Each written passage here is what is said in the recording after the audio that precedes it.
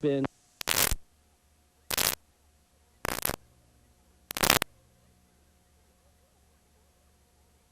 foiled their plots. We have isolated countries that practice terrorism. We work to build an international coalition against terror.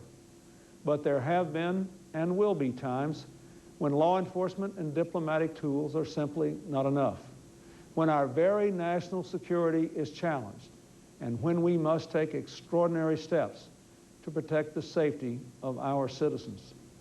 With compelling evidence that the bin Laden network of terrorist groups was planning to mount further attacks against Americans and other freedom-loving people, I decided America must act. And so this morning, based on the unanimous recommendation of my national security team, I ordered our armed forces to take action to counter an immediate threat from the bin Laden network. Earlier today, the United States carried out simultaneous strikes against terrorist facilities and infrastructure in Afghanistan. Our forces targeted one of the most active terrorist bases in the world. It contained key elements of the bin Laden network's infrastructure and has served as a training camp for literally thousands of terrorists from around the globe. We have reason to believe that a gathering of key terrorist leaders was to take place there today, thus underscoring the urgency of our actions. Our forces also attacked a factory in Sudan associated with the bin Laden network. The factory was involved in the production of materials for chemical weapons. The United States does not take this action lightly. Afghanistan and Sudan have been warned for years to stop harboring and supporting these terrorist groups. But countries that persistently host terrorists have no right to be safe havens. Let me express my gratitude to our intelligence and law enforcement agencies for their hard, good work. And let me express my pride in our armed forces who carried out this mission while making every possible effort to minimize the loss of innocent life.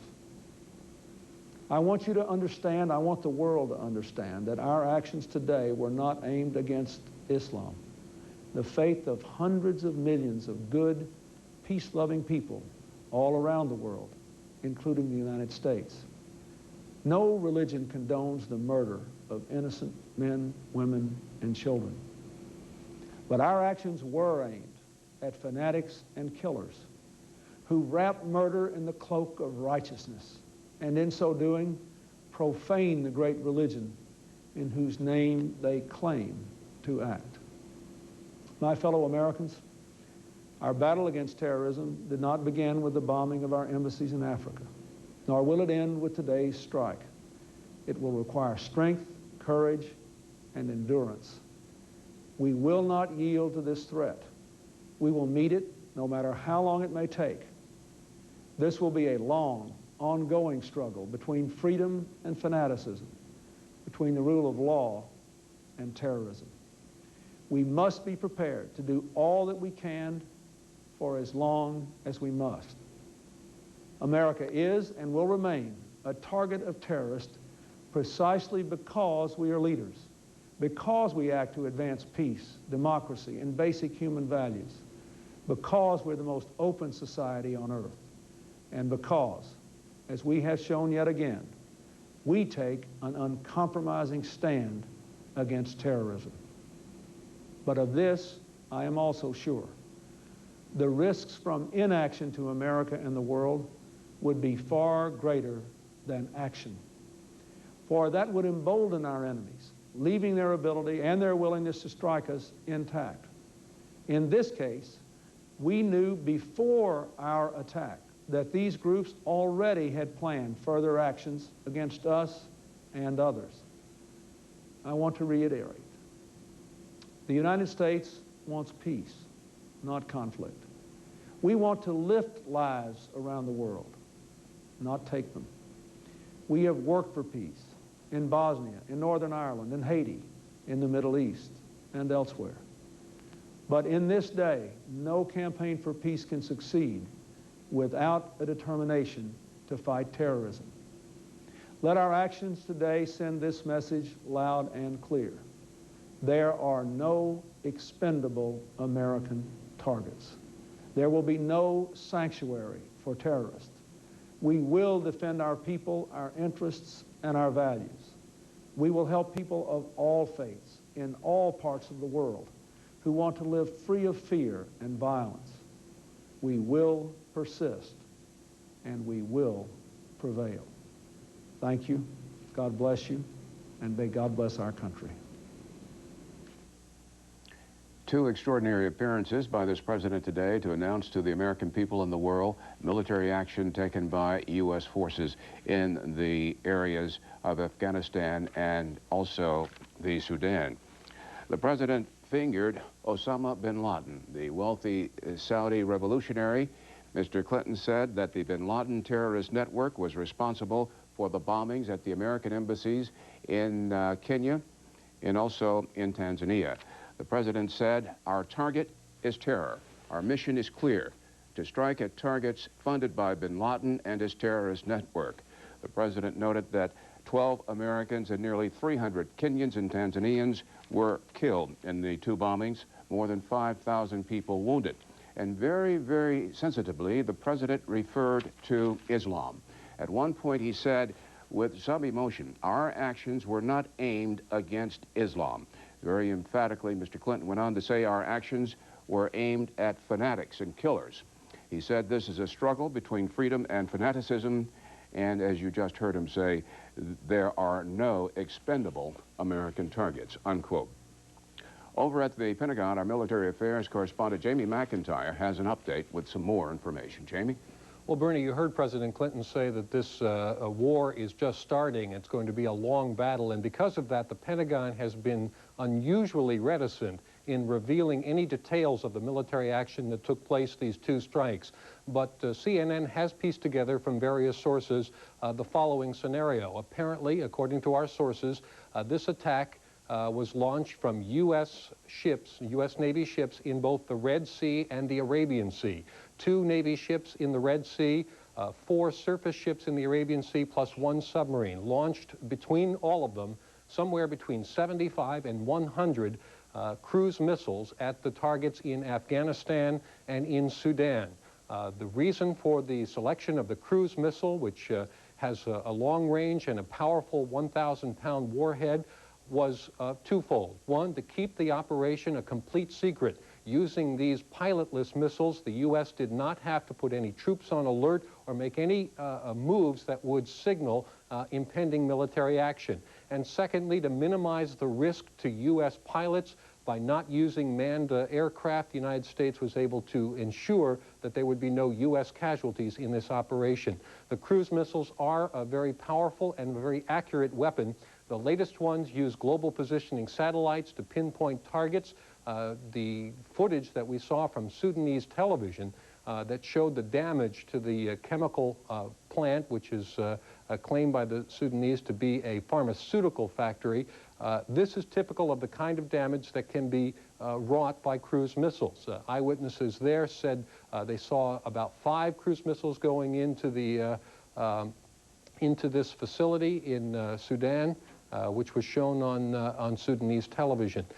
We do not have a breakdown of how many missiles were fired at each target. Presumably over the next couple of days, the Pentagon will be evaluating some of that information.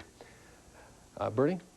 Jamie, the president gave us quite a bit of intelligence when he talked about the camps there in Afghanistan, did he not? Well, he did call this the preeminent, Osama bin Laden as the preeminent sponsor of international terrorism. This Saudi businessman, of course, has a huge bankroll and is able to bankroll some of those activities. I was intrigued by the president noting that the American intelligence community came to learn that a very important meeting was due to be held there tomorrow in these camps. Well, Bernie, I'm not aware of that development. It's just something that hasn't come across in my reporting so far. Jamie McIntyre at the Pentagon. Judy? All right, we'll continue with our coverage of this breaking story. We'll be back with an interview with the Sudanese ambassador to the United Nations after this break.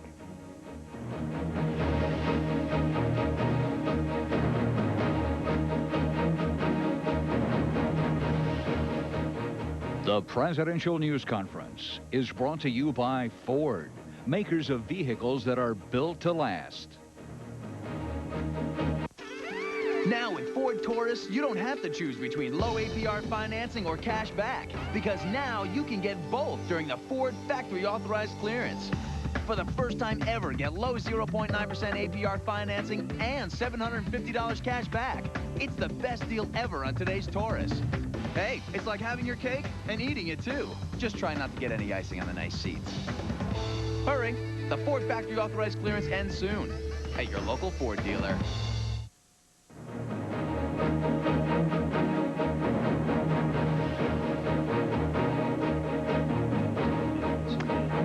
Minutes ago, we heard President Clinton give a fuller explanation than the one we heard earlier this afternoon for why U.S. cruise missiles were fired this afternoon against targets in the Sudan and in Afghanistan. CNN's White House correspondent Wolf Blitzer is standing by. Wolf, was the president telling us everything pretty much that they're putting out there at the White House? No, we'll be getting more details. There's going to be a briefing here at the White House from Secretary of State Madeleine Albright and National Security Advisor Sandy Berger providing us with more details. That should be coming up fairly soon. The president wanted to, in his Oval Office address, give the big picture, outline the main reasons why the United States decided to make this move. The risk of inaction, he said, were far greater than action because if the United States did not respond, he said that would embolden America's enemies.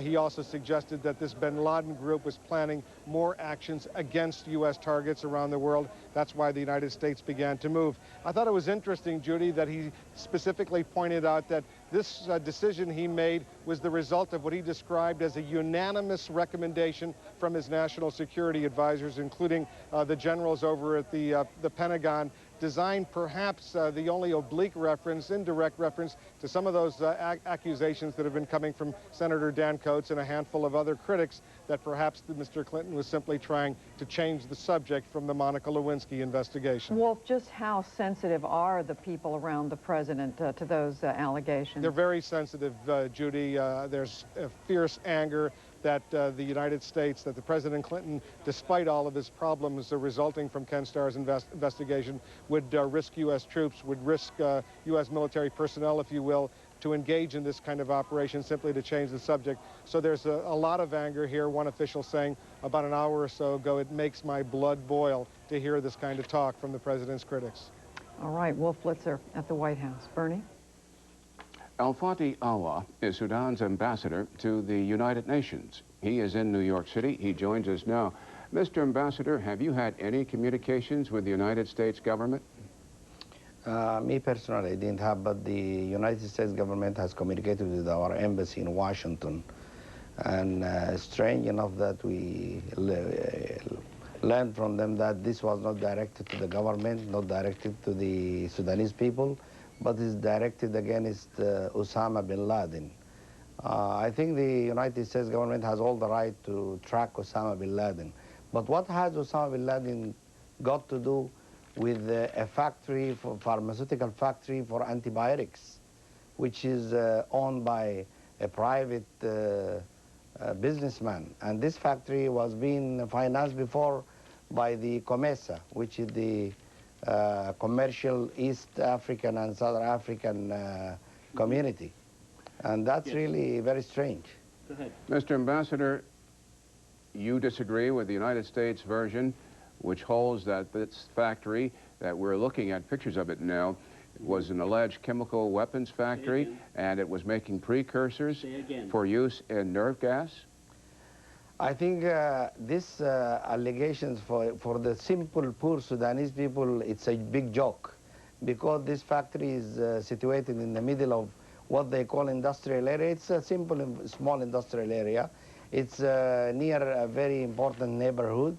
I myself, personally, my house is 1 kilometer, my family house is 1 kilometer far from this, this factory or whatever. And I don't believe that this would be a chemical weapon industrial installation.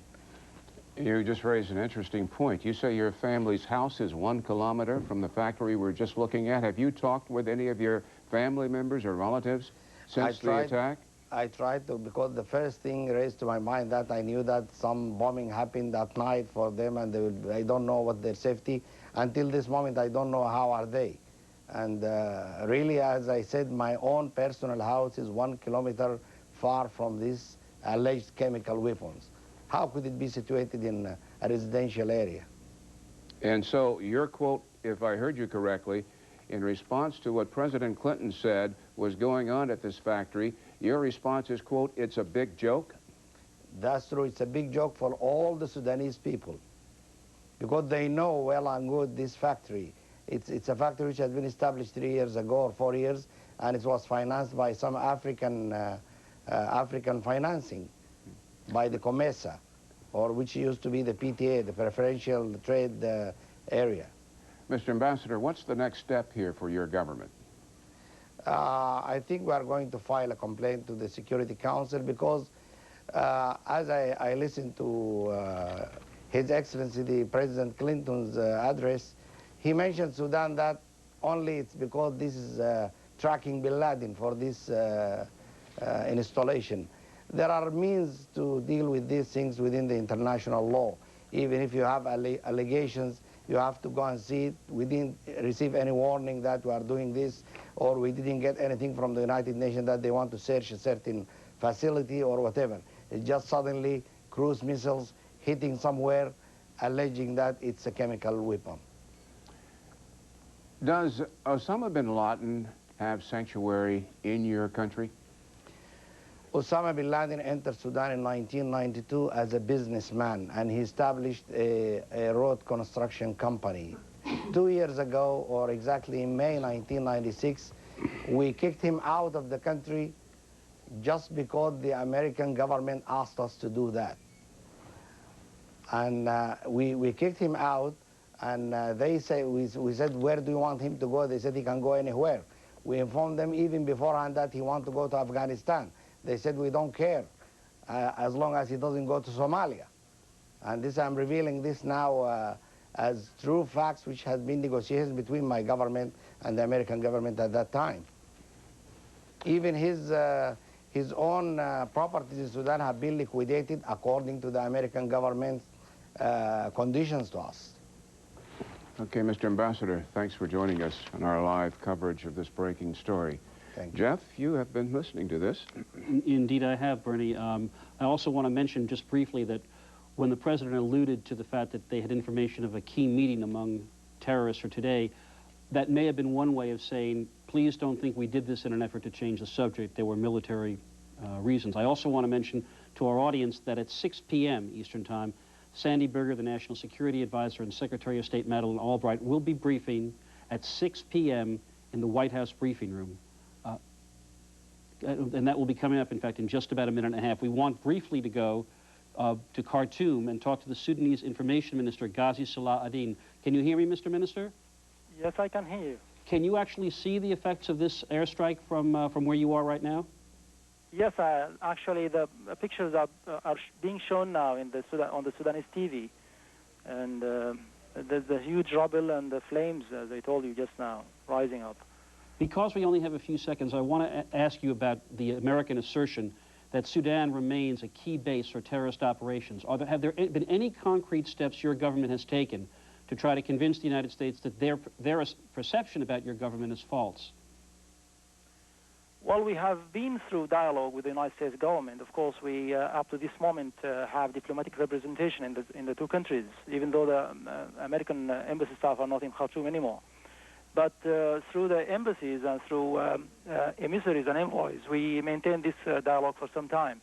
Obviously, from our point of view, it has always been a monologue, that dictation from the American side as to how we should behave, we should act. We tried our best to appease the United States government, to allay their concerns and their fears. But obviously, they are. It's not a question of being fearful of terrorism from Sudan. It's a question of... Sir, we have to cut you off and go right to the White House briefing room and White House Press Secretary Mike Advisor here. Secretary Albright will begin with a short statement, then Mr. Berger, and then they'll take your questions. Madam Secretary. Thank you, Mike. You've heard the President's announcement and other remarks, and I want to speak briefly about the human and foreign policy aspects of today's events and what led to them. For the past 2 weeks, we have been living with the results of horrendous bombings in Nairobi and Dar es Salaam. 12 Americans dead, hundreds of Kenyans and Tanzanians dead, and thousands injured. I've just returned from both sites, and they are chilling. The tragic human face of indiscriminate terrorist murder. We cannot allow such cowardly and destructive acts to go unpunished. Thanks to some excellent intelligence work, we were able quickly to determine the identity of those responsible for these latest attacks. We have also received solid information of new threats against U.S. citizens and embassies and installations. Yesterday, in a brazen public statement, Osama bin Laden's terrorist network informed the world that more Americans would be targeted for murder. At the time of the latest tragedies, we said that our memory is long and our reach is far. Today, we reached into 2 locations on the far side of the world. Today, we acted to preempt future terrorist acts and disrupt the activities of those planning for them. While our actions are not perfect insurance, inaction would be an invitation to further horror. While we did not seek this confrontation, we must meet our responsibilities. Bin Laden and his network were repeatedly warned to cease their terrorist activities. In response, they declared war on the United States and struck first, and we have suffered deeply. But we will not be intimidated. We will work hard to identify future threats and thwart them. As today's strikes illustrate, there will be no sanctuary or safe haven for terrorists. Today, the United States is asking every nation to stand publicly against those who perpetrate, finance, or otherwise support terrorism. We're asking governments to join us in taking the actions necessary to deter and defeat terrorist acts. And we recognize that this is a long-term struggle, as the President said, but we recognize as well that it is a struggle we must win. Together, decent people everywhere must send the message to terrorists everywhere that they can hide, but they cannot escape the long arm of justice. We owe this to ourselves and to our own future security and safety, and we owe it to the memory of the innocent victims of terror from our own country and from countries around the world. Thanks, Sandy. Let me take a few minutes to open my notebook, and then a few more minutes to describe to you the chronology of events that have taken place over the past few years, and more particularly over the past few weeks. We have been concerned about the threat that Osama bin Laden and his network posed to U.S. interests for quite some time. In 1996, we pressured the Sudanese government to disassociate themselves from bin Laden, and for some time we have sought to have him expelled from Afghanistan. Ambassador Richardson's mission to Afghanistan, in part, was directed to that purpose. These efforts were unsuccessful. In May, as you know, the bin Laden group issued a so-called fatwa against the United States, indicating that they had targeted the United States for a systematic campaign of terror. That obviously increased our sense of attention and focus on this group. On August 7, as you know, 2 massive bombs detonated at our embassies in Nairobi and Dar es Salaam, killing 12 Americans and hundreds of Kenyans and Tanzanians. The President's foreign policy team met on the 7th and began to direct a multi-pronged operation to respond to the devastation, both in terms of humanitarian assistance, in terms of relief, in terms of what we needed to do to get medical supplies there, and also in terms of the investigation itself and potential actions that we might take.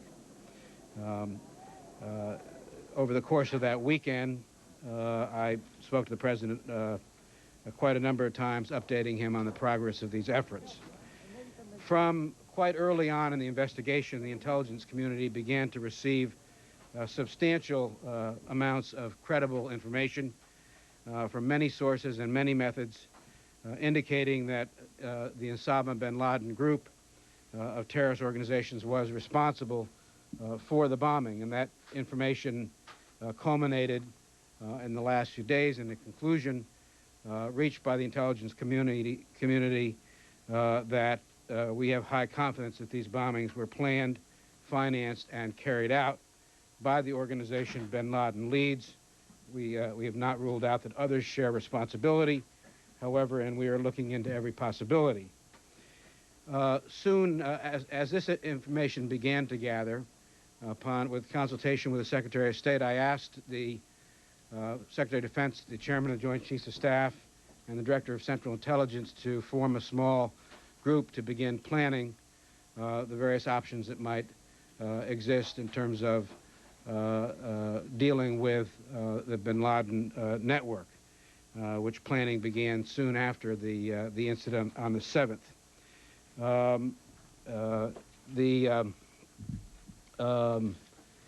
As these preparations began, further intelligence strengthened the case that bin Laden's network was responsible, and in addition, we began to receive quite a substantial volume of credible and reliable information that there were other attacks planned against U.S. targets around the world. We also had received at that point some information indicating that there may be a gathering of a gathering of bin Laden's terrorist network at the host camp today on August 20th. That became a date that was, I think, influenced our planning. When the President returned from a trip to, I believe, the West Coast, he met with his foreign policy team in a Situation Room, and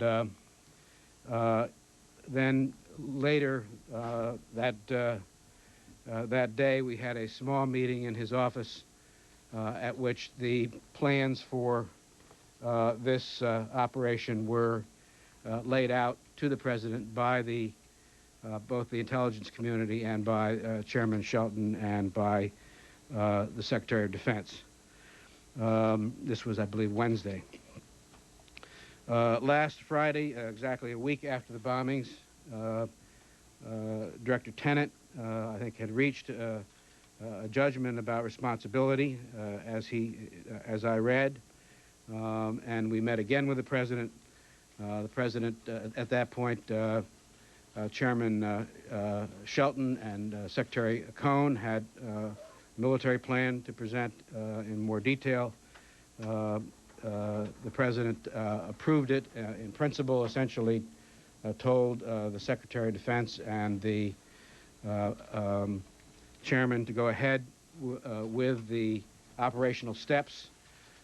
This was last Friday, and this was subject to, there's been a little confusion about this, this is subject to the President's ability essentially to turn the switch off as late as 6 o'clock this morning. During the week, these plans have proceeded. Over the course of the last day, the Secretary and I and the President, the Vice President, have had a number of conversations, and early this morning, the President essentially said that we should proceed with the mission, which was launched at about 11 o'clock, and which culminated in the strikes at about 1:30. We'll obviously take your questions. Can you confirm that the mission was exclusively a cruise missile strike, or were aircraft used against targets? I don't think either the Secretary or I want to go beyond the statements on operational aspects of this that were made by the Secretary of Defense and the Chairman. I would direct those questions to the Pentagon. Sandy, what was the imminent threat? What imminent threat did the President and Madam Secretary you described a moment ago? Imminent threat to Americans? Well, as we have both said and President Clinton said, there were additional evidence that there was going to be embassy bombings or targeting of Americans. We have been very concerned about that.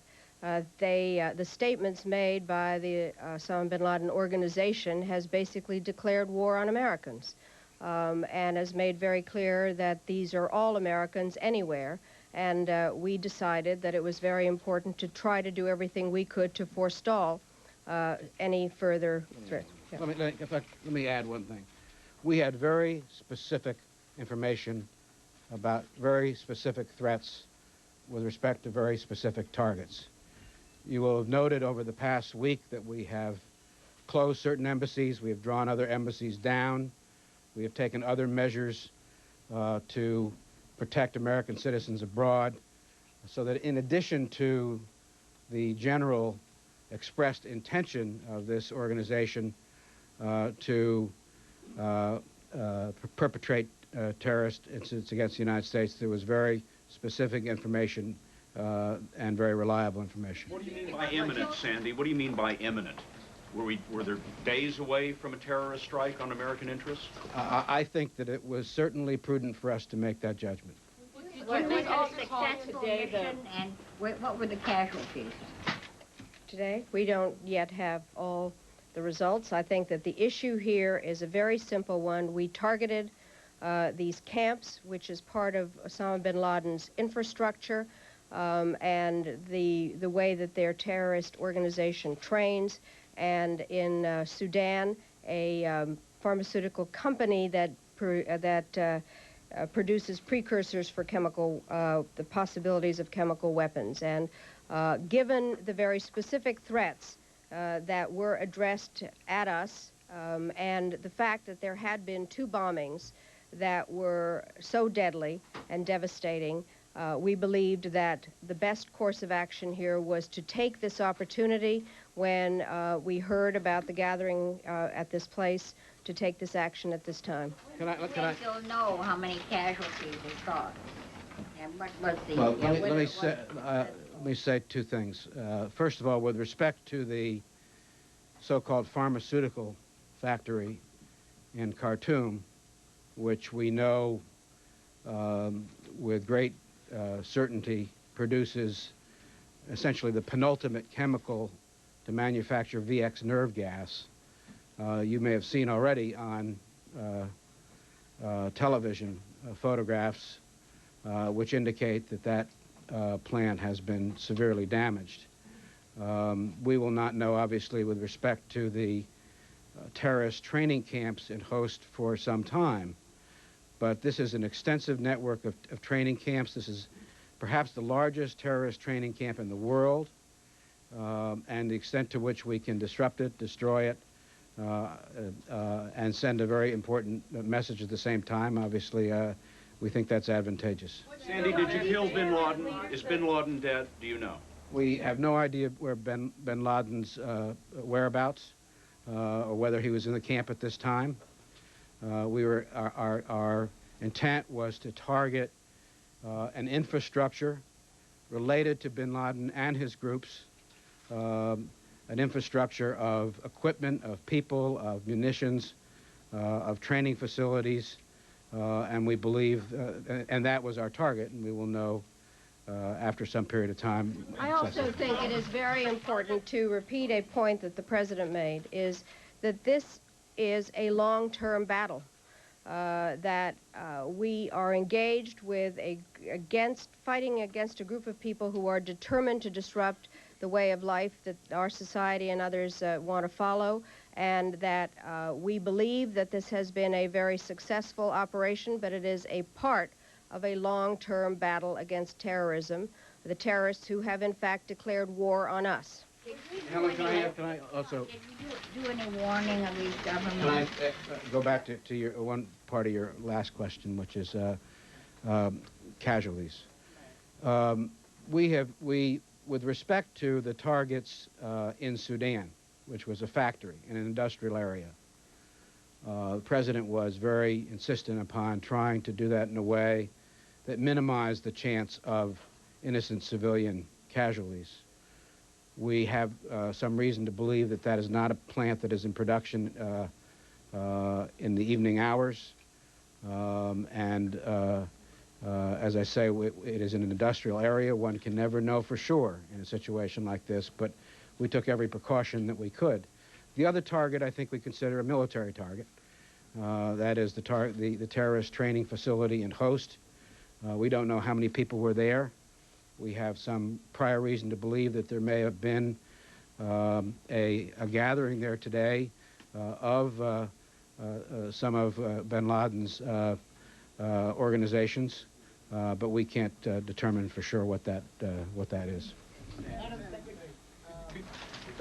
In Afghanistan, the Taliban government has said that we will not hand over bin Laden to the United States because it's against the Islamic rules and against the Taliban own policies.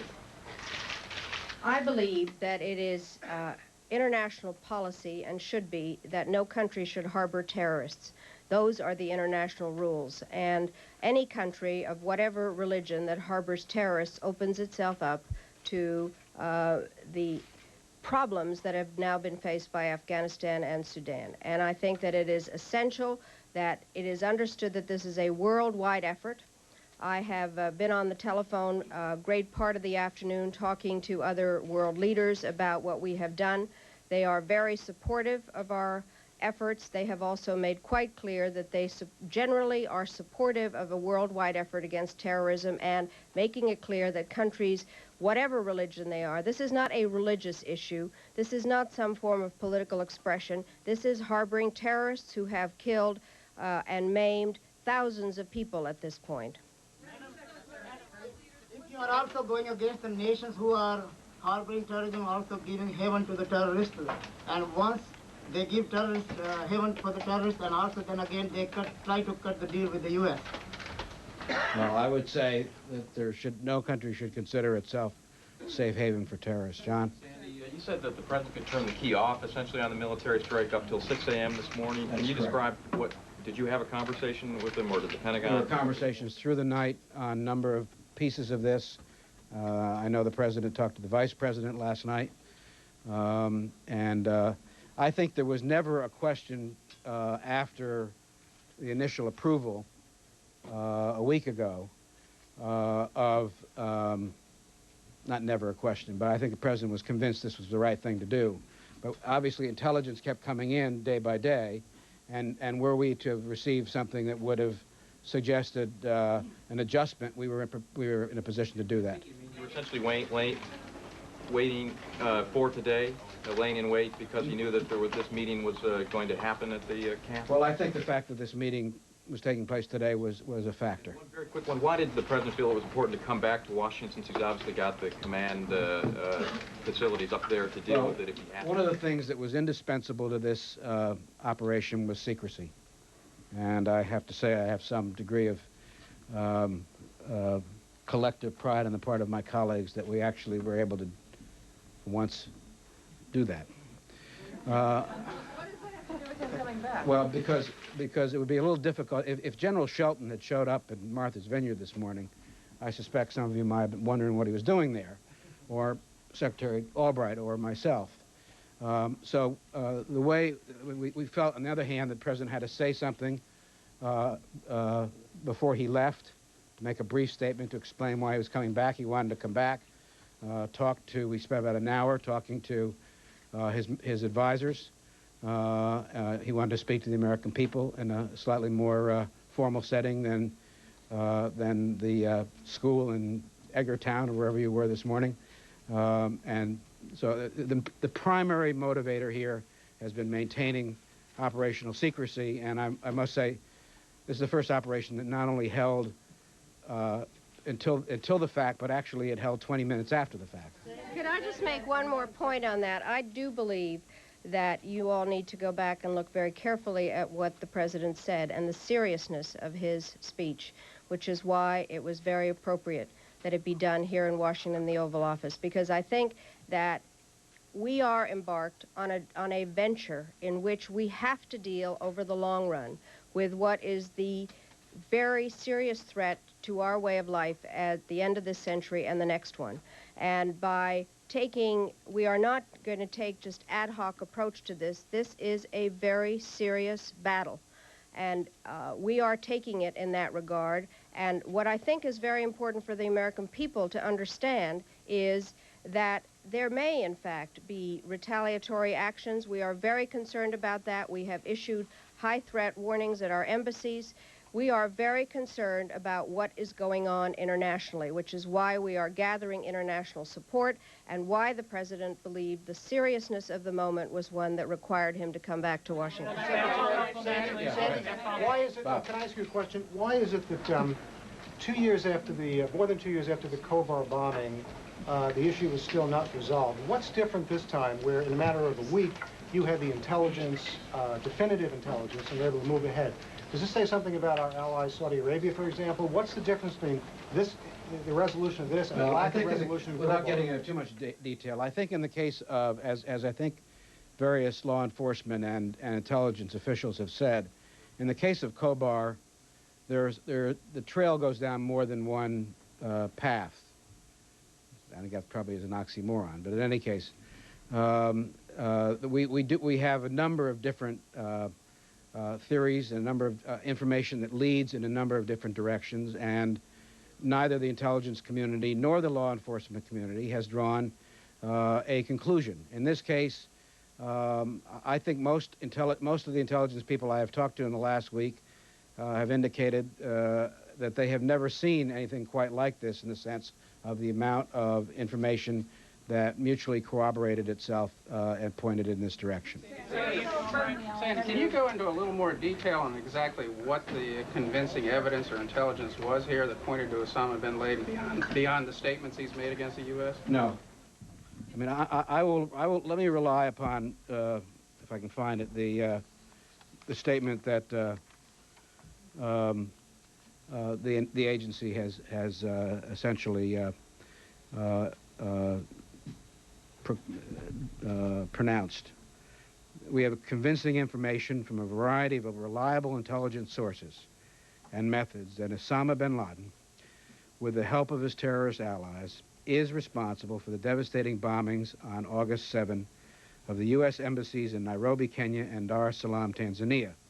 Rarely do numerous sources converge so uniformly and persuasively as they did in the course of our investigation into the responsibility for these terrorist acts. Based on this information, we have high confidence that these bombings were planned, financed, and carried out by the organization bin Laden leads. We have not ruled out that others share responsibility, however, and we are looking into every possibility. Now, in view of that conclusion and the evidence of potential prospective threats on the United States, I think it was incumbent upon the President to act. Follow-up, is most of the evidence here then based on what the CIA's collected versus what the FBI's collected on the ground in Kenya and Tanzania? Well, I think, again, I'm not going to get too deeply into this. Obviously, the construction of a law enforcement case has different requirements than the construction of an intelligence picture. But I think that the evidence here that was presented to the President was convincing that they are responsible. The President relies on these judgments upon his intelligence community and others, and this is the judgment that they made. Can you tell us when the comment you made about possible retaliation, obviously you're doing things to protect government installations here and abroad, but what about possible civilian targets? Is anything being done to protect things like, say, the New York City subway system or other places that might also be obvious? Well, I am not going to go into details of this, but I can assure you that we are all very much aware of various dangers involved, and I think that there are a lot of agencies working together on this.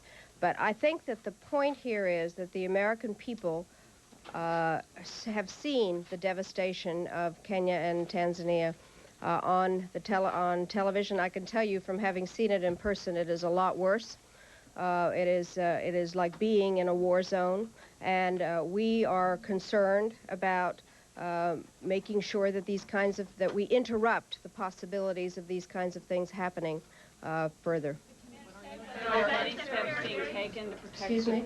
Can you say whether there are any steps being taken to protect civilian targets as well as government installations?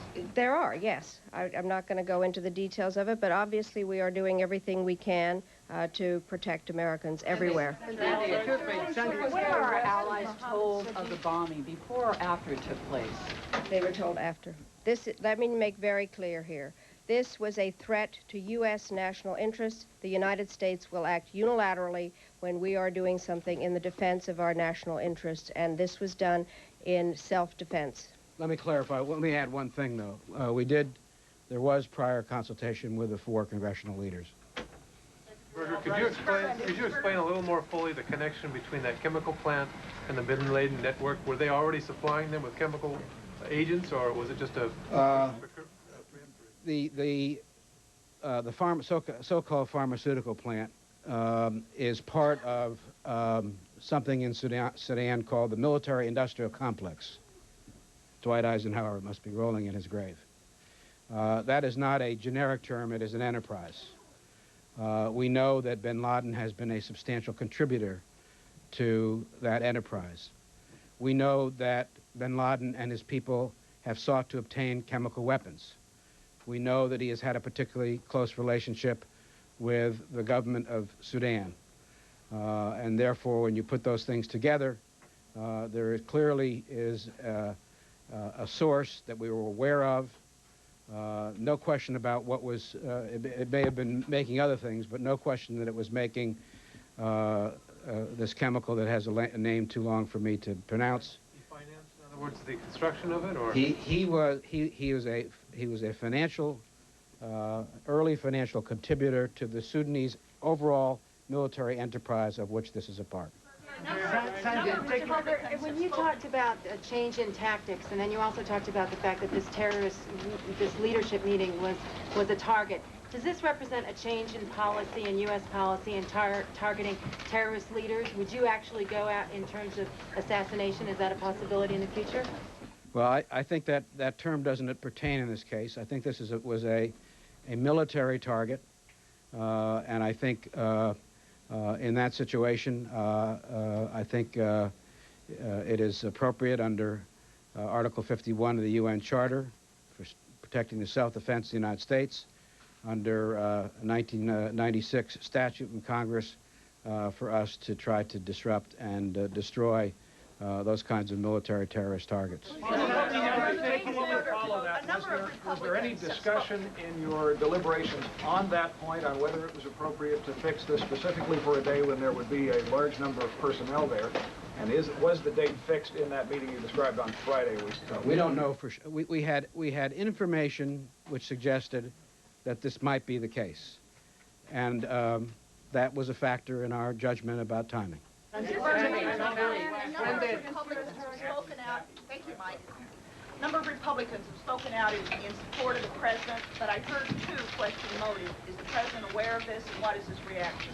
I think the president made very clear that the reason for taking this action was in our national interest, and we have explained at great length here why the action was taken at a particular time. The time was determined by what was going on the ground in Afghanistan and by what had happened 10 days previously in Kenya and Tanzania. And I think that it is a very clear reason why we took this action. Can I add one piece of information? Can I add one piece of information to this?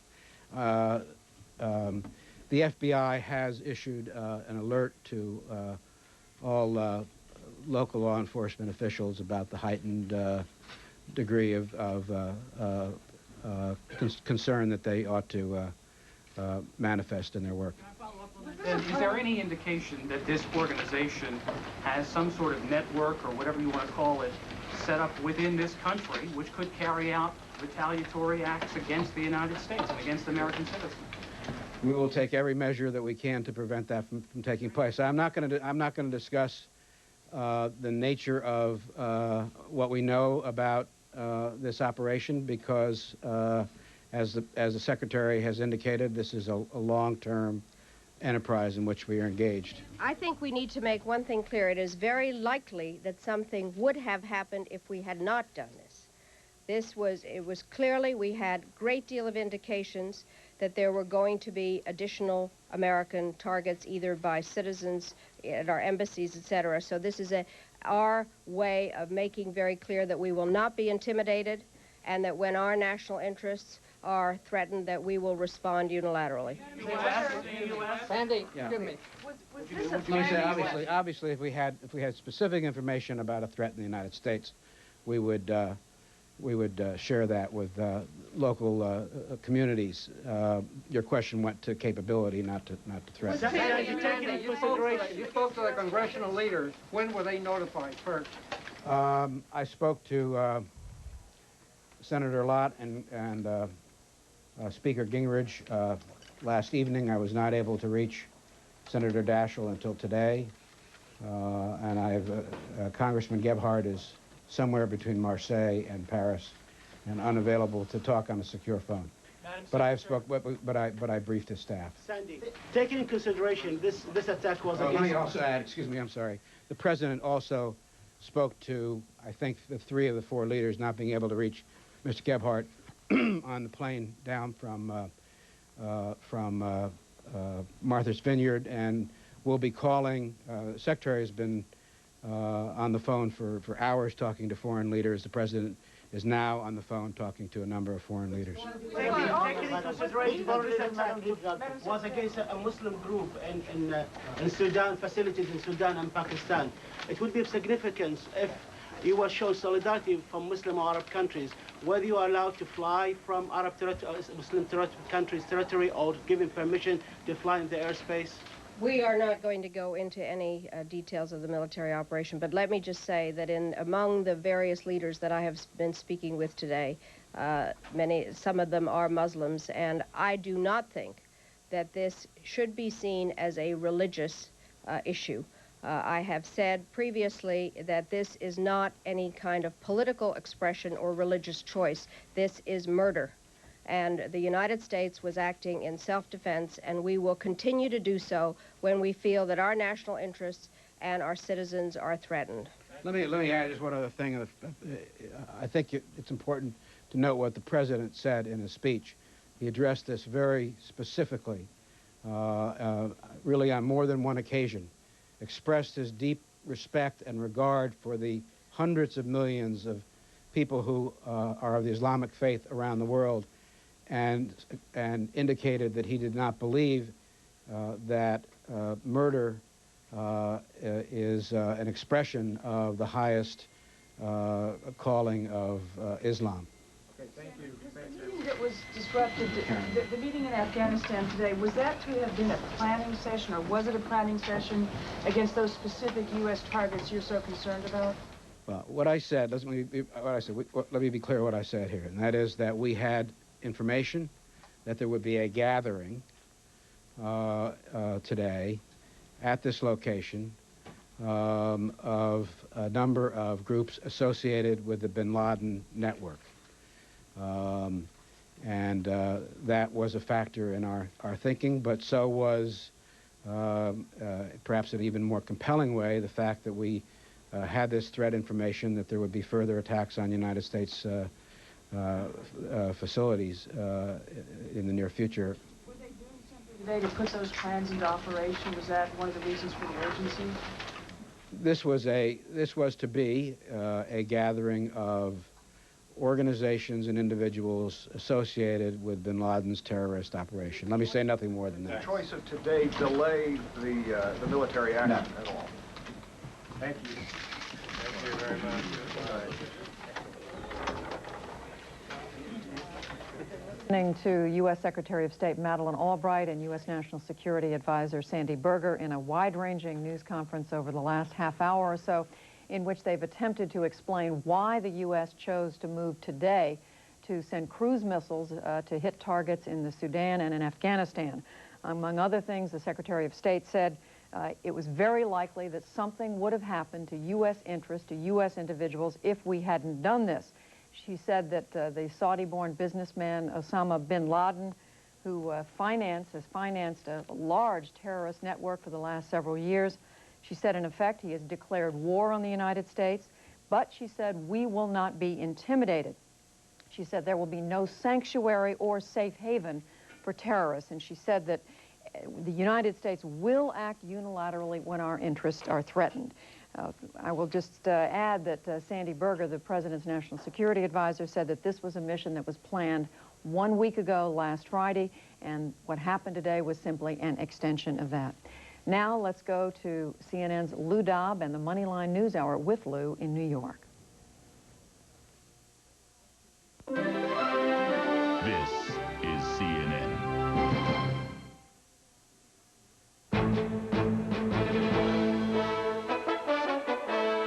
From CNN's New York headquarters, the Moneyline News Hour with Lou Dobbs.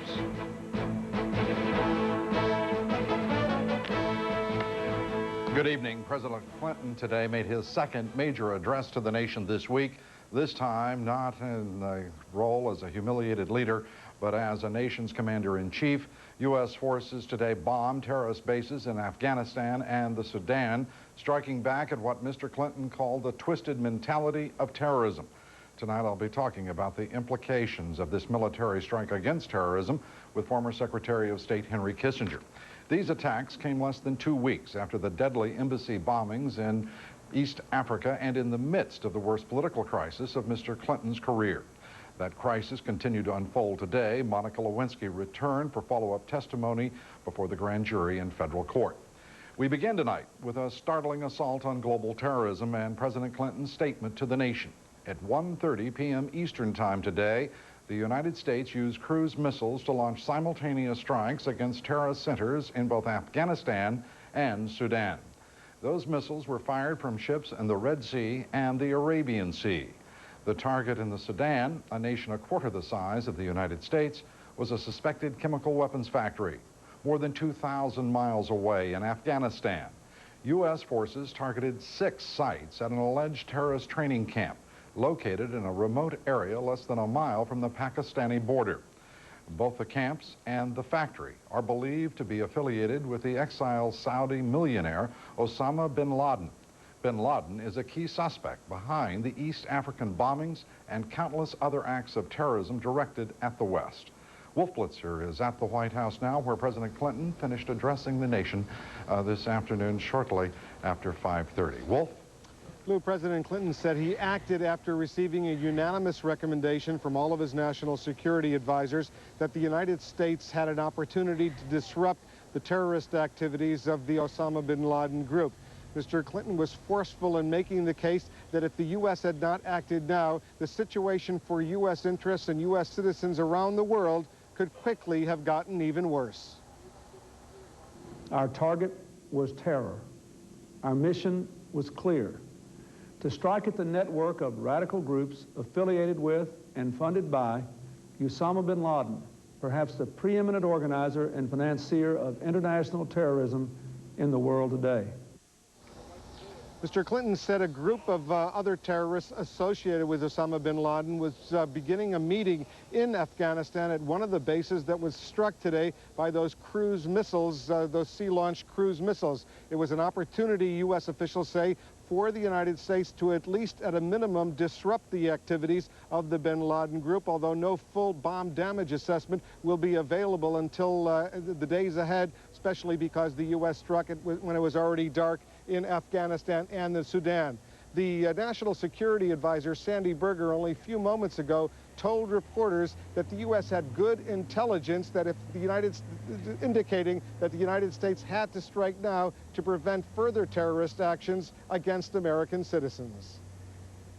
We had very specific information about very specific threats with respect to very specific targets. You will have noted over the past week that we have closed certain embassies, we have drawn other embassies down, we have taken other measures to protect American citizens abroad, so that in addition to the general expressed intention of this organization to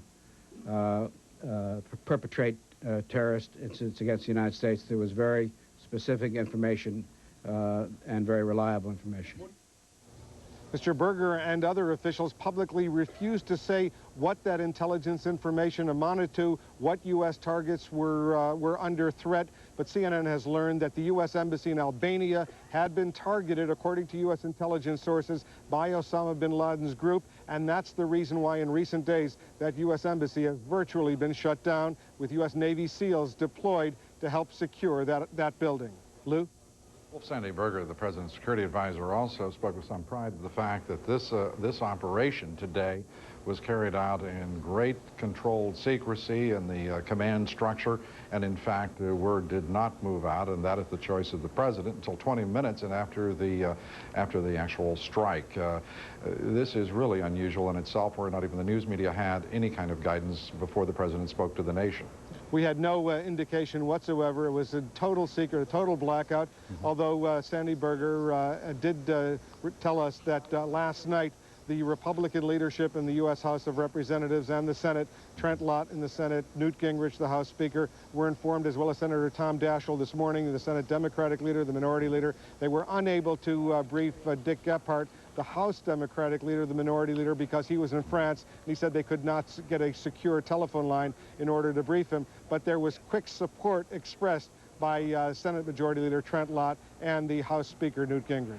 And of course, Wolf, that support was not entirely uniform. One or two people quickly on Capitol Hill going to the wag the dog scenarios, suggesting that this timing in the midst of a political crisis for the President, frankly, was suspicious. What has been the White House reaction to those remarks? Furious reaction, very angry reaction, especially at Senator Dan Coats of Indiana, a member of the Senate Armed Services Committee, who flatly accused the President of trying to change the subject, away from Monica Lewinsky, to try to create this international crisis in effect. There's been a very angry reaction to Senator Coats. Senator Arlen Specter was much more mild, but he also said he wants to get more information. I've been talking to officials here at the White House, as well as others in Washington, including the intelligence community. They say that the CIA Director, George Tenet, as well as the Chairman of the Joint Chiefs of Staff, General Hugh Shelton, were very forceful in insisting this operation should go forward right now.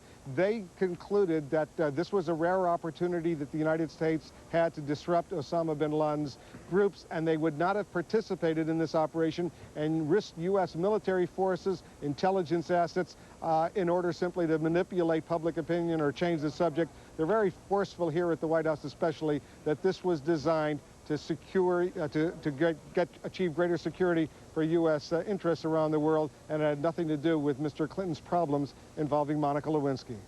Well, thank you. Wolf Blitzer reporting from the White House. And of course, the success of the strikes in Afghanistan and the Sudan will not be known, as Secretary of State Madeleine Albright and National Security Advisor Sandy Berger said, for probably at least 2 to 3 days. The details of today's military strike remain purposefully sketchy, the U.S. government refusing to rule out additional attacks on global terrorists anywhere. We are going now to the Pentagon, where CNN military affairs correspondent Jamie McIntyre has the latest for us. Jamie? Well, Lou, as you noted, there has been an unusual amount of secrecy surrounding this military operation, but CNN has learned from sources that the operation involved firing some 75 to 100 cruise missiles from U.S. ships, both in the Red Sea and the Arabian Sea. 2 ships in the Red Sea fired at the chemical manufacturing plant in Sudan, while 5 ships in the Arabian Sea stationed there so that they could send their cruise missiles over Pakistan instead of Iran, fired at the suspected terrorist training camps in Afghanistan. Defense Secretary William Cohen said the target of this was the infrastructure that supports the Saudi Arabian expatriate Osama bin Laden, not bin Laden himself. Our plan was to attack these sites with sufficient power to certainly disrupt them and hopefully destroy them. Some of these are solid structures, others are less so. But we believe that given the targeting that was done with the capability that was unleashed, it would cause sufficient damage to disrupt them for some time. The United States chose cruise missiles in order for this attack to minimize the risk to U.S. pilots, to maximize the surprise, and they said they chose the time of the attack at night, about 7:30 at night in Sudan and about 10:30 in Afghanistan, to try to minimize civilian casualties. Nevertheless, the destruction from the cruise missiles on that plant in downtown Khartoum showed that there had been some casualties in pictures that were provided by Sudanese television. The United States insisted that they had clear and compelling evidence that Osama bin Laden was behind these attacks and other attacks.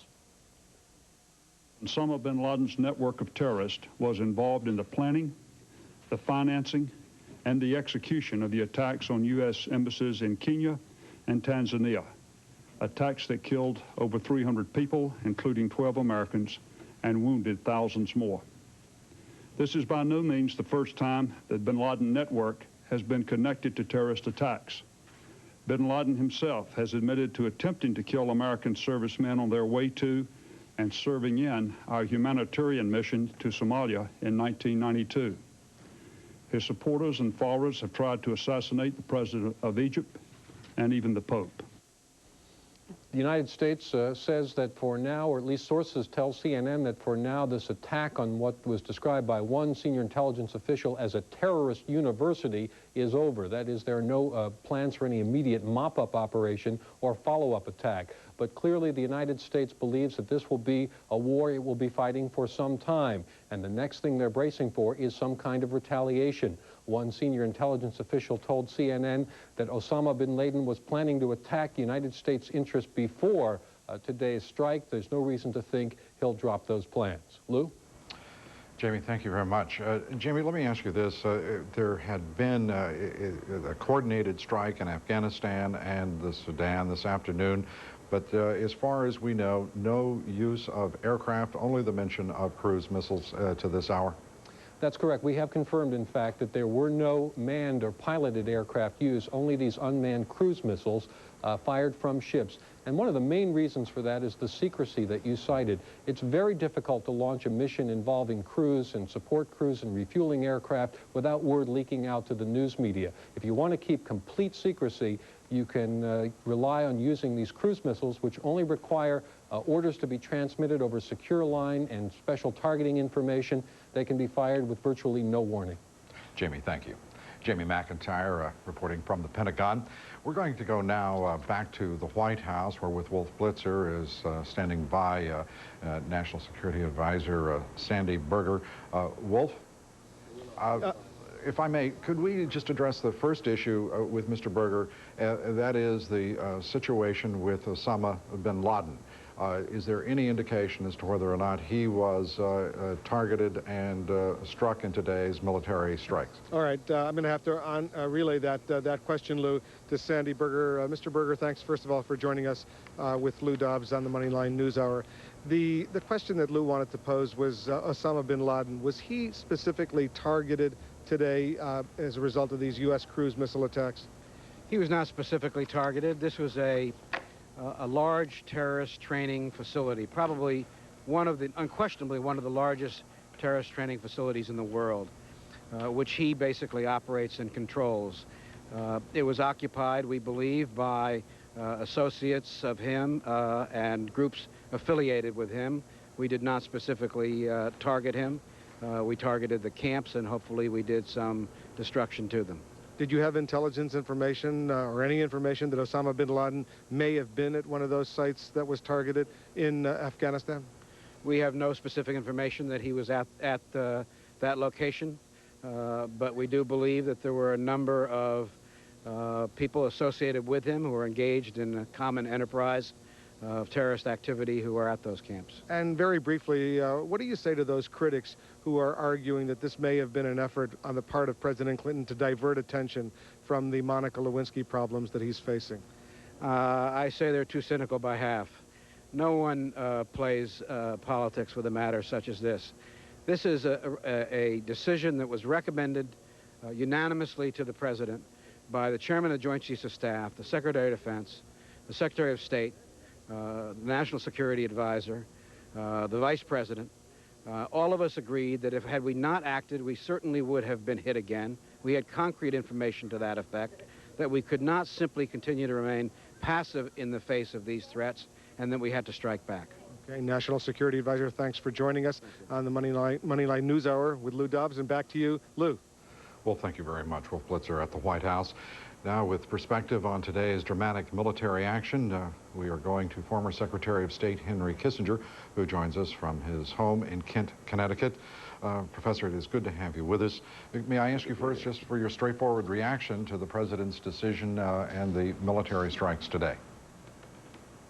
I think it's essential to demonstrate to the terrorists that they cannot kill Americans and injure Americans without some retaliation.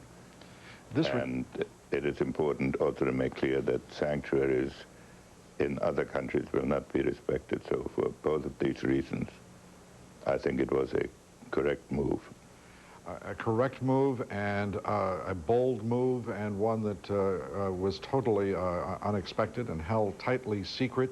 Is your sense that this will create further political problems for the United States in the Middle East, or is there any reason to be hopeful that there might be some higher level of solidarity, communication between the United States, the European powers, and the principal Mideast states? Well, I think one of the problems we have in the Middle East is that those countries that welcome it may be reluctant to say so, and those that oppose it are going to be very vocal, but they are opposed to us anyway.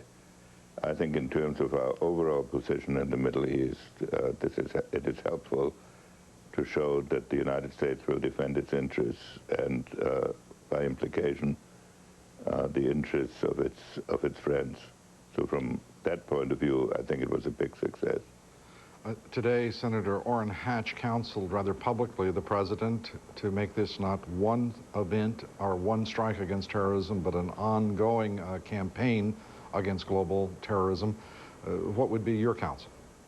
Well, first of all, if the terrorists can plan their operations without any harassment, then that gives them tremendous opportunities. So when one puts the terrorists on the defensive, that automatically reduces the possibility of their planning new attacks. Secondly, the countries that act as their hosts have to understand that the United States will not respect sanctuaries from which terrorist attacks against our people or our interests are launched. So I agree with Senator Hatch that it should be a continuing process, but when we attack must be related, A, to intelligence, and secondly, to some indication of a potential threat. But if we are attacked, I believe that we should hit back at known terrorist centers, and that the hosts must know that they're no longer safe. The attacking, in this case, the factory in Khartoum, the Sudan, and those 6 camps, terrorist camps in Afghanistan, meant also, as we look at these pictures of the damage from Khartoum at that chemical plant that the United States struck today, the Sudanese Interior Minister says it is a pharmaceutical plant. But as we look at these pictures, is it possible that in attacking territory with, after all, sovereign territory, that there will be significant political trouble, geopolitical trouble for the United States, particularly at the United Nations? What would be your thought? Well, first, on the alleged pharmaceutical plant, the difference between pharmaceuticals and chemicals, pharmaceuticals being chemicals, is a very thin one. And I'm assuming, I have no personal knowledge, that we would not have attacked this factory without what the President called compelling evidence that it was preparing chemical weapons. As far as,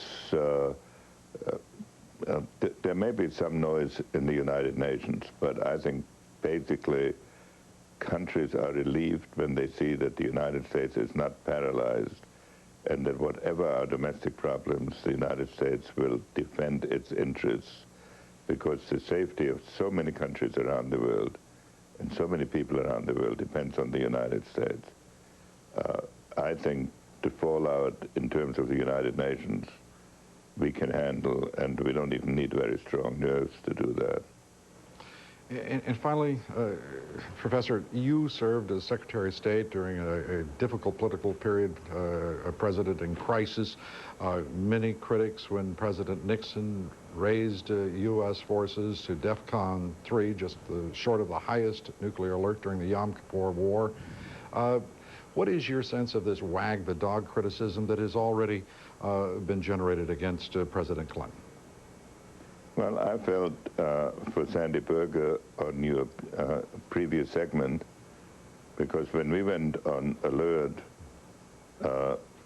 when we had received a Soviet ultimatum, we went on alert and we received similar questions that this was done to solve the domestic situation. I take it as axiomatic that the President of the United States does not, and the Chairman of the Joint Chiefs of Staff and all the other senior officials, will not risk American lives and will not put the United States into a military posture unless they have an overwhelming reason to believe that the national interest is at stake. And whatever our domestic disputes, and however they're finally settled, we have to come together in standing behind American military operations, especially when they're conducted against terrorists. Henry Kissinger, thank you very much for being with us here on the Moneyline News Hour. Well, we are going to now show you the latest pictures that we have now received from Sudanese television showing the damage, and these are actually pictures being taken from just outside the U.S. embassies. These, the former U.S. embassy in Khartoum. We have just received these pictures. These are demonstrators protesting the attack against the chemical plant in Khartoum by U.S. cruise missiles this afternoon. We will have a special report for you here on CNN on today's retaliation against terrorism. The U.S. strikes back. That will be coming up at 10 o'clock Eastern Time tonight, 7 o'clock Pacific, right here on CNN. The Moneyline News Hour will continue in just one moment.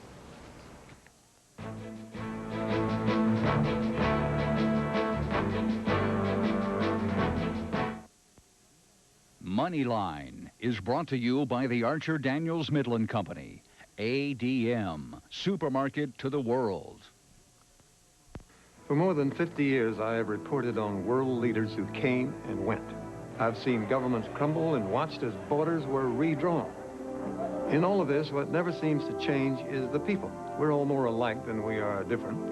I've always felt the best way for nations to keep the peace is to supply people with food, not weapons.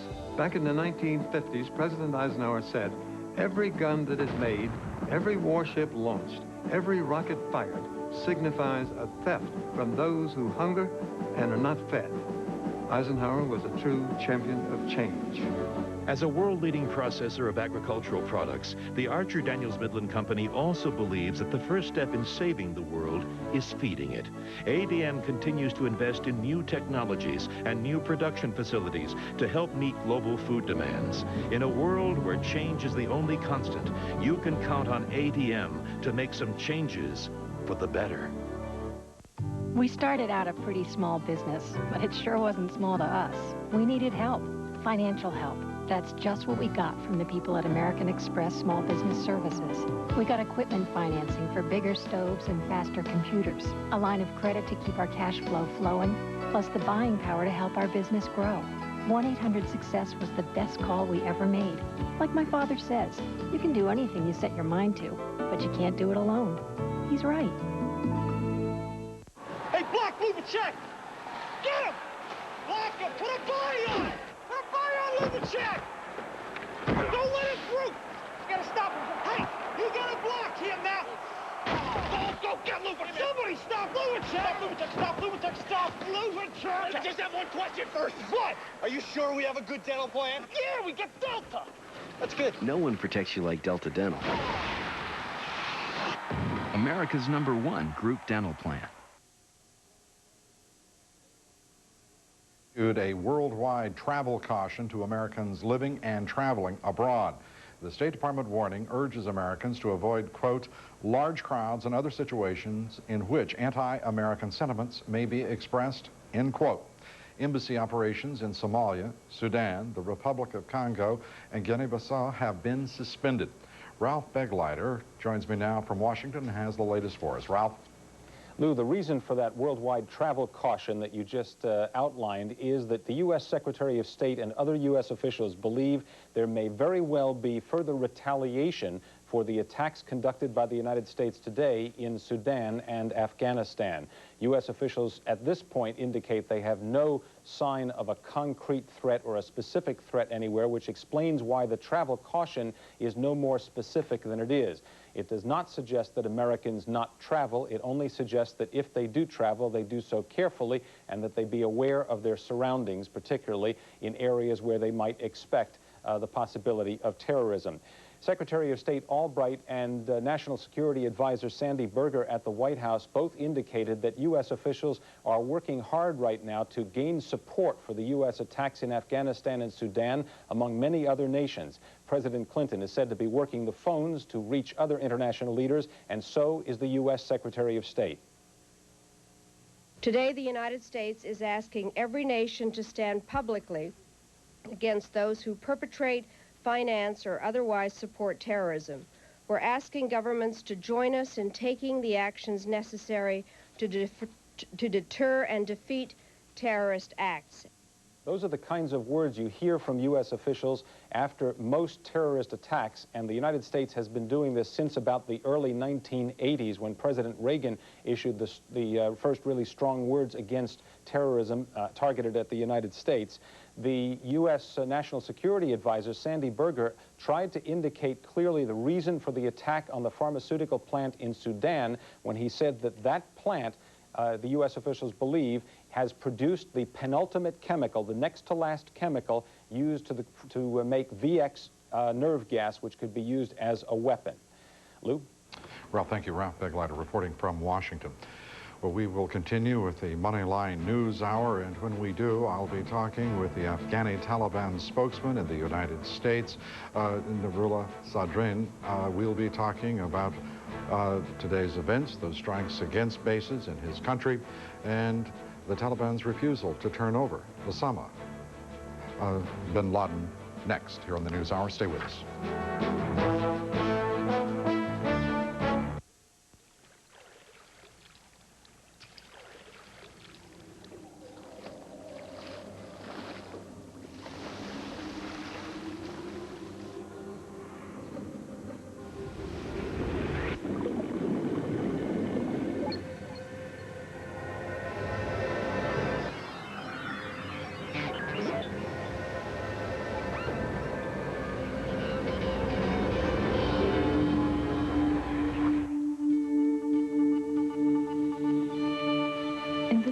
Takes a shooting star to light the sky. Every book in the Library of Congress can be sent coast to coast, flawlessly. Qwest introduces the world's most advanced fiber optic network. The world is about to become a very different place. Who's looking after your money? You do have goals to reach. Are mutual funds getting you there? How do they see things? At Janus, they look for opportunities one at a time. Not categories, not trends. Just great companies to invest in, no matter what the market's doing. You can find them if you look hard enough. And Janus does. Get there. Janus Mutual Funds. The golden city of El Dorado vanished. Gold doubloons lost at sea. The goose that laid the golden egg, dinner. Now there's the Lexus Golden Opportunity. Don't let this one slip away. You'll find the Lexus of your dreams, whether you buy or lease at values more incredible than you'd ever expect. But hurry, the Lexus Golden Opportunity ends August 31st at your Lexus dealer. As we've been reporting, one of the Afghani bases today targeted is said to be home to groups associated with exiled Saudi millionaire Osama bin Laden. Ruling Taliban officials in Afghanistan now tell CNN that bin Laden is alive and unharmed. Alan Dodds-Frank has a profile of the man believed to be among the world's most militant sponsors of terrorism. Osama bin Laden has long been a suspect in terrorist attacks and has long been proud of making threats against U.S. interests. And with his unusual wealth, sometimes estimated at $200 million or more, this renegade son of a Saudi construction billionaire is regarded by authorities as a man who has the resources to carry out those threats. I can think of no one with the substantial means other than Mr. bin Laden worldwide who has the will and the desire to finance worldwide terrorism and particularly jihad, holy war against the United States. In an interview with CNN last year, bin Laden expressed admiration for terrorist activities and hatred for the United States. The U.S. today has set a double standard, calling whoever goes against its injustice a terrorist. It wants to occupy our countries, steal our resources, impose agents on us to rule us, and then wants us to agree to all this. If we refuse to do so, it says we are terrorists. Bin Laden went to Afghanistan in 1979 to join the war against the Soviets. He became a legendary commander, reportedly recruiting 15,000 Arab fighters. He then moved to the Sudan, where some of those Afghan veterans allegedly formed the core of his terrorist army. To keep his army alive, he reportedly used a web of businesses, from banks to construction companies. Under pressure from the U.S., the Sudan asked bin Laden to leave, but he set up again in Afghanistan. Still, until the surprise strike, the U.S. government had not disclosed its belief that bin Laden was developing chemical weapons in the Sudan. We do know that he has had an interest in acquiring chemical weapons. We do know that this facility produces the precursors that can result in the production of VX, and that was a sufficient connection for us. By targeting bin Laden as the world's most wanted terrorist, the United States is taking a risk. If he survives, the legend of bin Laden will grow, and thousands more radicals the world over may want to join his army. Lou? Alan, thank you. Next here on the Moneyline News Hour, I'll be talking with the spokesman for the Afghani Taliban, the Islamic Taliban. Mr. Zadran will be joining us here. Stay with us. For more than 50 years, I have reported on world leaders who came and went. I've seen governments crumble and watched as borders were redrawn. In all of this, what never seems to change is the people. We're all more alike than we are different. I've always felt the best way for nations to keep the peace is to supply people with food, not weapons. Back in the 1950s, President Eisenhower said, every gun that is made, every warship launched, every rocket fired signifies a theft from those who hunger and are not fed. Eisenhower was a true champion of change. As a world-leading processor of agricultural products, the Archer Daniels Midland Company also believes that the first step in saving the world is feeding it. ADM continues to invest in new technologies and new production facilities to help meet global food demands. In a world where change is the only constant, you can count on ADM to make some changes for the better. This executive's company just doubled in size, but she's prepared.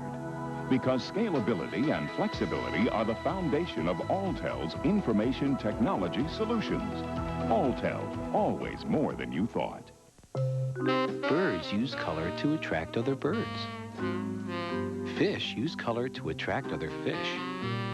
Shouldn't businesses use color to attract more business? Get bright colors with Hammermill Jet Print, the paper that works.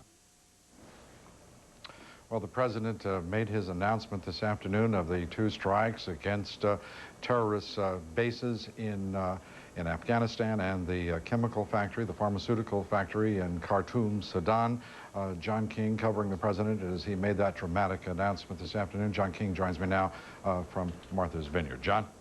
Lou, the vacationing president spent the night on the telephone at 6 a.m. this morning. He gave the final okay for the military strikes on that suspected terrorist camp in Afghanistan and the suspected chemical weapons plant in the Sudan. The president then quickly returned to Washington after explaining the actions here in Martha's Vineyard.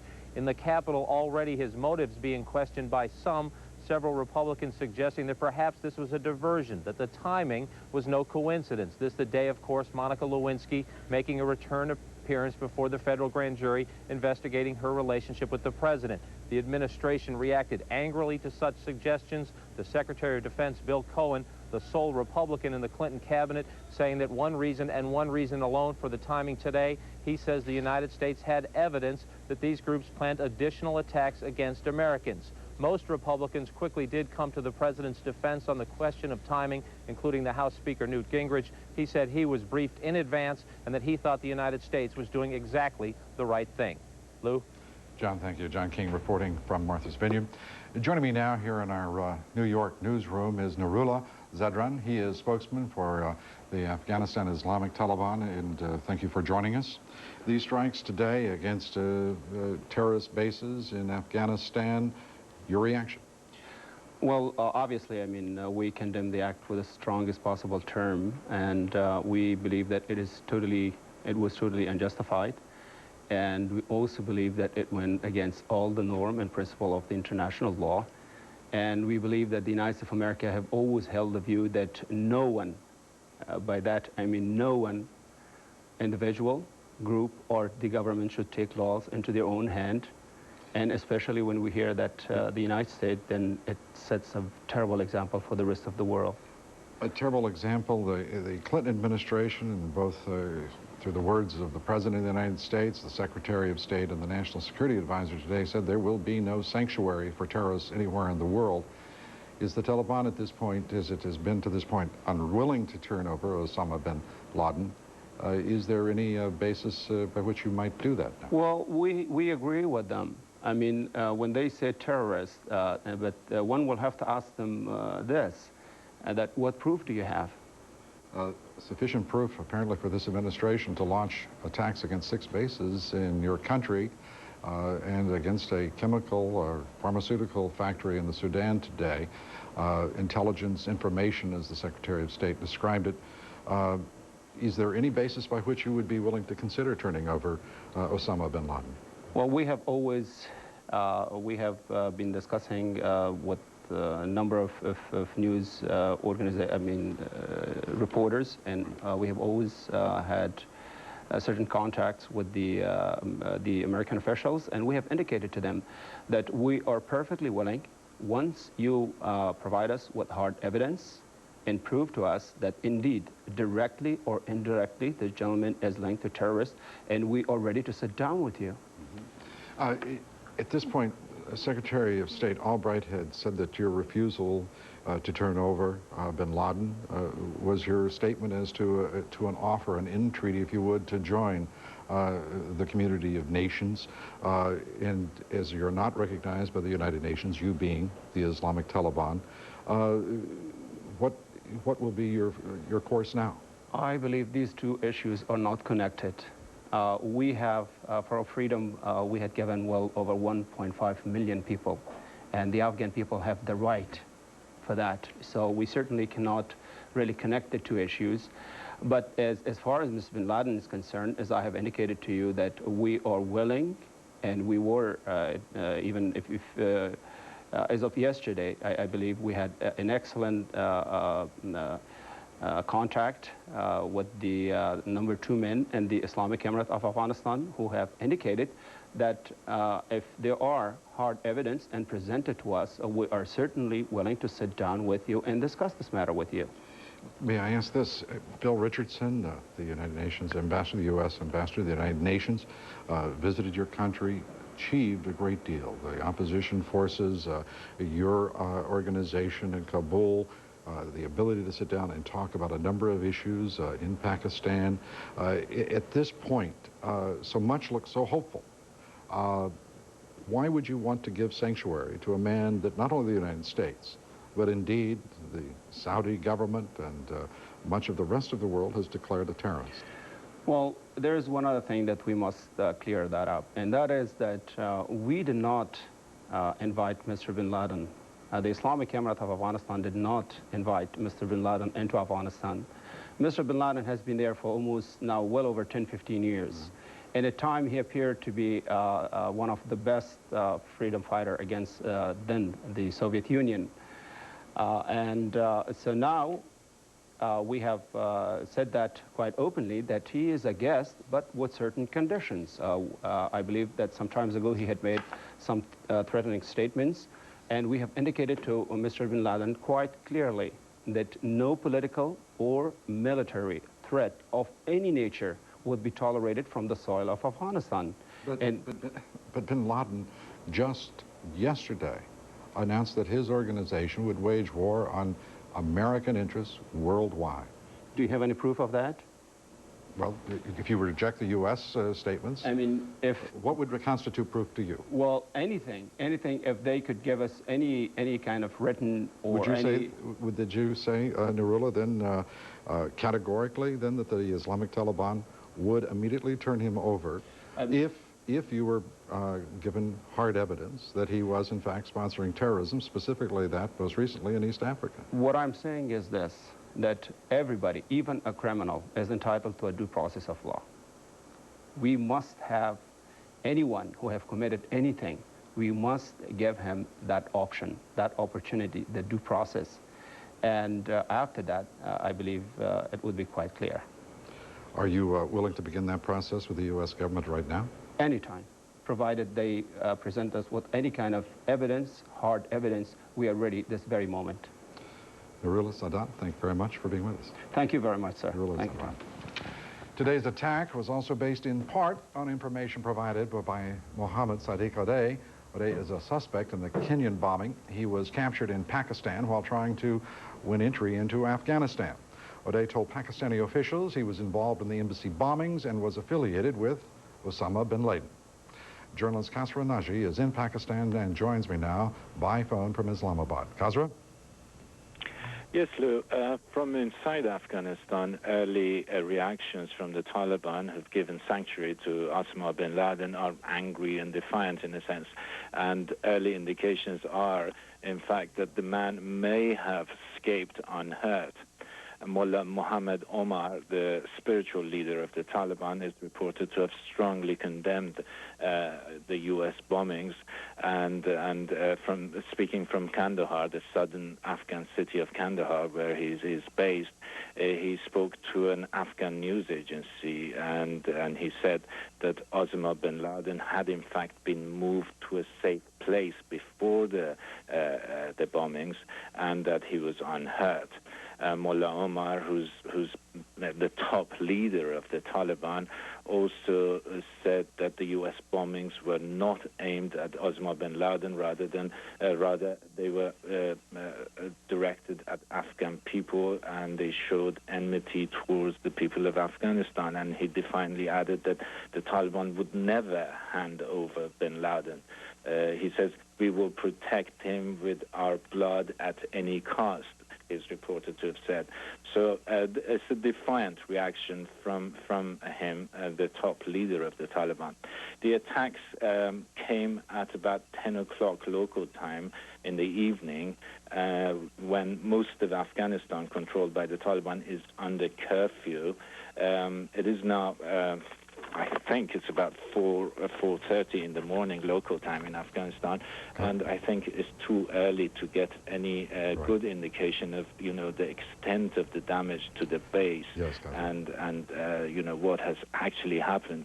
But also let me add that the attacks did not come as a complete surprise in a sense, because for days, both in Pakistan and in Afghanistan, people expected just such an attack in a sense. sense, because and on Wednesday, when the State Department issued a statement calling on international aid agencies to pull out their international staff because of serious threat to them, these rumors, the rumors that the United States would attack, gained strength. And, again, yeah. Khazra, I have to interrupt you. I thank you, and I appreciate your continuing to follow that story. And of course, tomorrow at daylight, we will have better assessments from you. Khazra Naji from Islamabad. Thank you very much. You have just heard, Narula, the statement, the report from Pakistan that Osama bin Laden is safe. His voice has been heard, and that the head of your organization, the Islamic Taliban, says that they will hold them unto themselves until death. Well, that brings us to a very serious problem that from the attack of the United States forces, probably hundreds of innocent people have died, children, women, and someone is responsible for that. And I did hear the... Well, this is purely speculation, because at this point I would not argue that there could well be innocence, but to speculate on the dimension or the scope is, of course, precisely that, speculation. But what is your reaction to your leader's statement? Well, I stand behind the statement of my leader. There is no doubt about that. It doesn't matter about hard evidence anymore? Well, he did not say that he will not accept hard evidence, did he? What he said was he will hold Osama bin Laden till the death. But he had not said that if there were any evidence, and we will not look into that. In that dramatic rhetoric, you see still an opportunity for hope that there could be some resolution over the disposition of bin Laden? I don't think it's rhetoric. I believe firmly that if we find evidence, hard evidence, and I am quite sure that we will stand by the statement that we have made, that we are ready to discuss. Narula, Zadran, thank you very much for being with us. Thank you very much, sir. The Islamic Thank you. Taliban.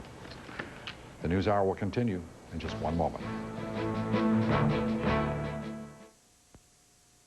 Moneyline Focus is brought to you by Deloitte & Touche, one of the nation's leading professional services firms. They survey the financial landscape like no one else. Where does MetLife seek audit and tax services? The answer is Deloitte & Touche. They've grown beans into one of the world's hottest businesses. Which professional services firm serves Starbucks coffee? The answer is Deloitte & Touche. Something is happening. Something extraordinary. And business will never be the same. Because UUNet is advancing the internet with innovations like UUFax, internet-based faxing, advanced DSL services for small business, and internet-based multicasting, helping millions do more, faster, better, making us the leading internet communications company, uniting the world of business. UUNet, a WorldCom company. Hey, Black, leave a check! Get him! Black, put a body on it! Put a body on Lubitschek! Don't let him through! You gotta stop him. Hey, you gotta block him now! Go get Lubitschek! Somebody stop Lubitschek! Stop Lubitschek! Stop Lubitschek! I just have one question first. What? Are you sure we have a good dental plan? Yeah, we get Delta! That's good. No one protects you like Delta Dental. America's #1 group dental plan. If you're concerned about financial security during retirement, listen carefully. The rules are changing. From traditional IRAs to the new Roth IRA, Oldie can help. Oldie will develop an investment strategy for you and help you understand these rule changes. Your investments, your retirement. Take advantage of professional advice and commission savings. Know the facts. Call Oldie, America's #1 full-service discount broker.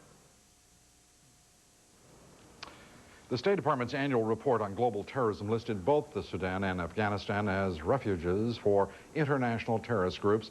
Sudan has been on the U.S. list of countries that support terrorism since 1993, and the United States has not had official relations with Afghanistan since 1979. Joining me now is Jeff Beatty. He is security and terrorism consultant to the Moneyline News Hour and joins us from Washington. Jeff, let me ask you, this strike, will it be, in your judgment, effective? Well, it certainly sends a message, and it's interesting, Lou, in that we see kind of a closure between our rhetoric now and our actions. You know, for years we've been talking about we will use all means at our disposal, and for years we didn't in the case of the Pan Am 103 people. But now, rather rapidly, on the heels of these attacks in East Africa, we see the United States willing to use force in a punitive way against people who they believe to be behind the attacks. I mentioned Senator Orrin Hatch earlier, and Secretary of State Madeleine Albright, National Security Advisor Sandy Berger, as we look at pictures of the Kenyan bombing, the Nairobi bombing of the U.S. Embassy. All of them talked about this being now a venture, I believe was the word that Madeleine Albright used, an ongoing campaign in the case of Sandy Berger and Senator Hatch. Is that the proper course? Will it be, is there a way to wage effective war against terrorists worldwide? Well, you know, I think you need only look at Northern Ireland, you need only look at Israel to determine, in fact, that you are in a protracted war. The United States tried for many years to avoid getting deep into the trenches in this type of war. But I'm afraid that when you see an action like this, that they are right, that there will be retaliation. We will get in a shot-for-shot exchange. And so I think that Americans need to be prepared for that eventuality. Americans need to be prepared for that eventuality. Is there any way to be safe against terrorism in the United States? Because those acts have obviously moved to our shores. Well, they have, and fortunately, a lot of people, a lot of security professionals in the United States are trying to stay ahead of the power curve.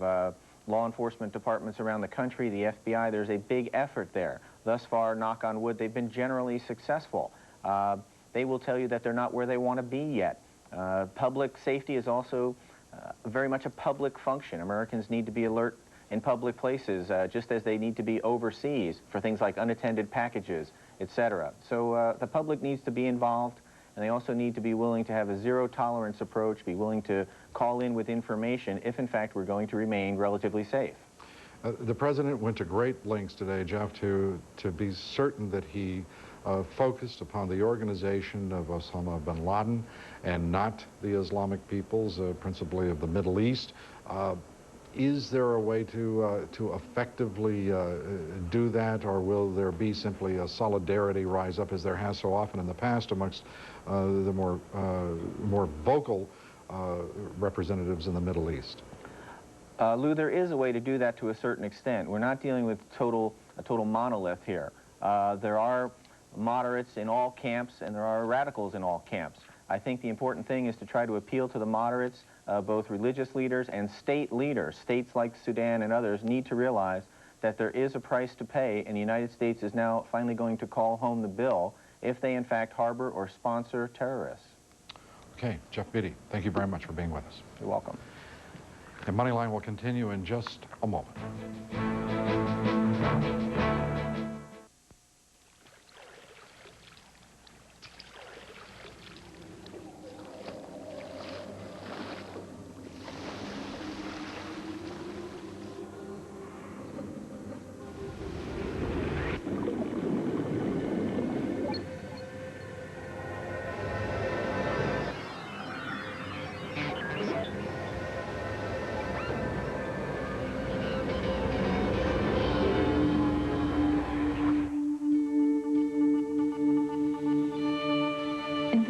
Takes a shooting star to light the sky.